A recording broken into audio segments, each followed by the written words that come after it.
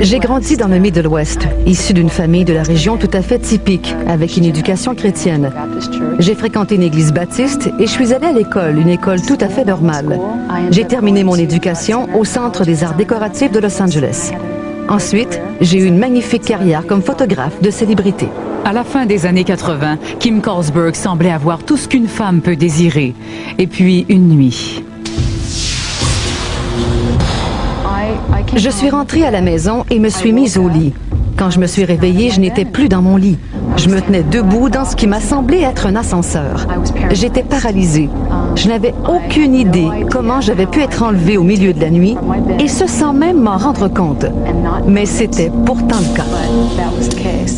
Je pouvais bouger mes yeux et mon nez était pratiquement collé à cette porte. C'était une porte en métal avec une fente au milieu et elle s'est ouverte par le centre. Et là, il y avait ces petits êtres blafards, des types nus avec de grands yeux noirs, qui s'affairaient autour de gens étendus sur des tables. Allais-je passer la nuit? J'ai réellement pensé que ces personnes pouvaient être mortes. Et je me suis dit que j'allais être la prochaine. J'ai alors commencé à hurler. Un extraterrestre plus grand que les autres, mais qui leur ressemblait en tout point, s'est placé derrière moi et m'a frappé à la nuque. Je me suis aussitôt évanouie, comme si j'avais été anesthésiée.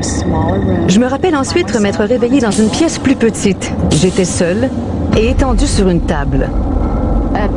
À ce moment-là, je revenais d'une sorte d'anesthésie. J'étais très faible et, vous savez, je n'avais pas tous mes esprits. J'ai essayé de me ressaisir. J'étais complètement désorientée. J'étais là, je ne savais pas où, et j'ignorais ce qui m'arrivait. Vous regardez en ce moment Kim revivant le cauchemar de son enlèvement. J'ai ressenti quelque chose là où ils ont placé une tige de métal sur mon coccyx. Ils ont aussi pris des échantillons de peau. Ils m'ont introduit quelque chose dans le nez. J'ai eu plusieurs chirurgies dans le passé et je sais quelle est la sensation d'être sous anesthésie. Et je me sentais exactement comme cela. Je sentais cette sensation de drogue qui s'infiltrait partout dans mon corps. Je savais alors que j'étais sur le point de perdre conscience. Je ne pouvais rien y faire. À ce moment-là, l'autre extraterrestre, celui qui était plus grand que ses congénères, s'est approché et s'est placé juste devant moi. Il m'a regardé jusqu'à ce que je perde conscience. Je me suis ensuite réveillée dans mon lit. À cet instant, je pensais que j'avais complètement perdu la tête. Je savais que ce n'était pas des hallucinations, mais c'était pourtant la seule explication logique. Comment quelque chose comme cela pouvait-il arriver? C'était impossible. De telles choses n'existent pas, et j'étais loin d'imaginer que cela se produirait de nouveau. J'étais persuadée qu'il s'agissait d'un incident isolé. Pourtant, quelques mois plus tard, j'ai eu une autre expérience. C'est alors que j'ai décidé de me soumettre à une régression hypnotique. J'avais l'impression très intense d'avoir eu un fœtus implanté dans mon corps et retiré ensuite. Je me sens ridicule de parler de tout cela. Je sais à quel point il doit être absurde d'entendre une femme prétendre qu'elle a été implantée avec un fœtus extraterrestre. Je suis une femme intelligente et instruite. Je sais quelle est l'opinion des gens, mais je suis désolée, c'est la vérité. C'est la sincérité de patients comme Kim qui a conduit le docteur Richard Boyland à étudier plus de 150 cas d'enlèvement par des extraterrestres. Les résultats révélés par sa recherche sont étonnants. Lorsque j'ai débuté, je n'étais pas du tout convaincu de la réalité de ces histoires. A priori, ces gens semblent normaux, mais il me fallait conserver une attitude scientifique par rapport à tout cela. J'étais un psychologue reconnu et je me devais d'envisager la possibilité qu'il pouvait s'agir d'un désordre mental exotique. Je me suis donc intéressé de très près à ces gens et peu à peu, j'ai acquis la conviction que tout cela est vrai.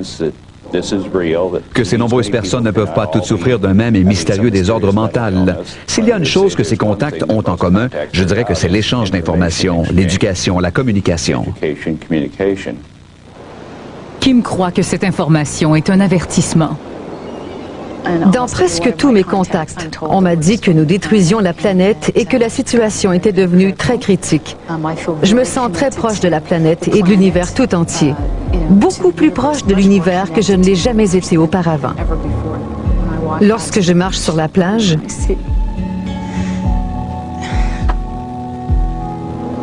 je vois toute la beauté de cette planète. Je vois aussi le futur que les extraterrestres m'ont montré. Et j'apprécie encore davantage toute cette beauté. Ce Ce serait vraiment dommage de la sacrifier.